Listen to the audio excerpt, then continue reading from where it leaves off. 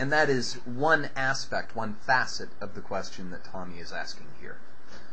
But that, to me, dovetails into the next question, both on the individual and on the species-wide scale. Am I willing to do violence for another person and have them know? How do I change or impose on another person by my willingness to do violence for them?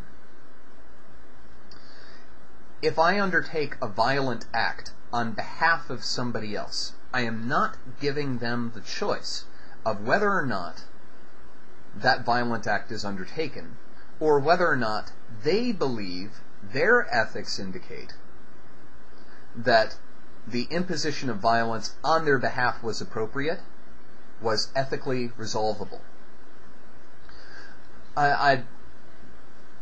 This is something of an extreme example that we're using right here, but I'm sure many of us have some experience wherein we did something on behalf of someone else that was difficult, that was arduous, that maybe put us in an ethical quandary, or put us in a difficult position, or put us in some sort of crisis of identity. And the person for whom we did this saying, "Why would you do that for me?" And not in a self-worth kind of question, not in a self-worth sort of, am I worth doing that sort of thing for, but more, why would you think that I would want you to do that for me? And that's where we come to the question of change with Tommy's ethical paradox, ethical problem that he's proposing to us. We would have a species as a whole faced with that question. Why would you do that for me? Why would you do that for us? And an event of such immensity that every previous moral question, every assessment of human organization, human individuality, ethics, justice, every question and every solution that had ever been proposed in human history would be moot, would be completely incapable of addressing not what might happen, but what had just happened. After the pushing of that button, human identity as it has existed ends. Immediately and irrevocably and irretrievably ends. Because every person ever born after that moment lives with the knowledge of that action. Every person ever born lives with the knowledge of what had happened and what had been done. So the question is not, would we be preserving humanity? The question is, are we willing to sacrifice humanity for something else?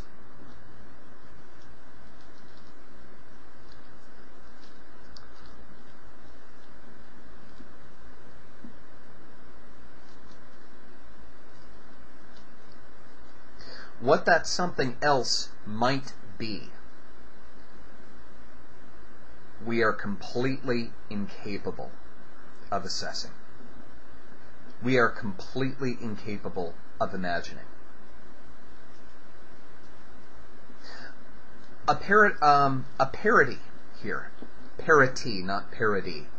A parity here would be the oft reference. Well, I'm going to be invoking Torvald's principle of I'm going to be invoking the Torvald principle of telecommunicative topical convergence. That being that any discussion on the internet, given an adequate length of time, will become about Nazis. So, the closest parity we have to the problem that Tommy is proposing is the moral backlash, shock, and horror brought about by the discovery of what had been happening in Europe. And Europeans, I'm speaking to us myopic Americans here, because frankly you all knew damn well what was happening. Certainly had less grounds for plausible denial than we did, but we just kept up that game of plausible deniability for quite a few years longer than anyone else. The discovery of the mass graves shook ethics in the Western world at such a degree that we are going to be dealing with the aftershocks for at least the next century. The postmodern ethical crisis was almost born the moment that a GI walked into a camp and started taking pictures. It was an event in terms of the shaping of our history of such astonishing impact that I doubt there is a human being alive, present, past, or future who has the broadness of mind necessary to entirely encompass it, to entirely understand what happened. And Tommy is talking about, a decision that dwarfs that. A decision that makes that look trivial, almost comical in comparison. The greatest horror ever uncovered in human history, ever perpetuated in human history, and ever inflicted in human history would be dwarfed to meaninglessness by what Tommy is asking. By what Tommy is asking us to consider.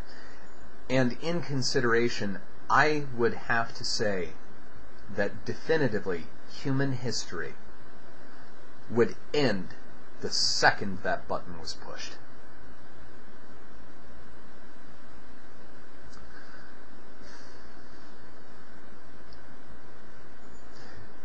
Can I say that I would push the button ending humanity so that something from humanity, but not humanity, could endure?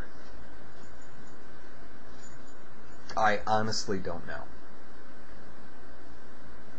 I honestly do not know.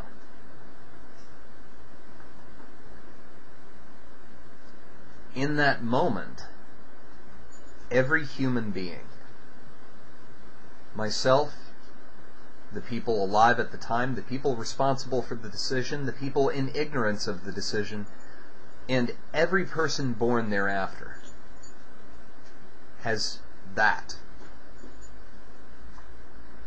on their conscience, on their mind, as a part of their daily lives. I don't know. I don't know if I would push the button. I don't know if I could push the button. But I know for a fact.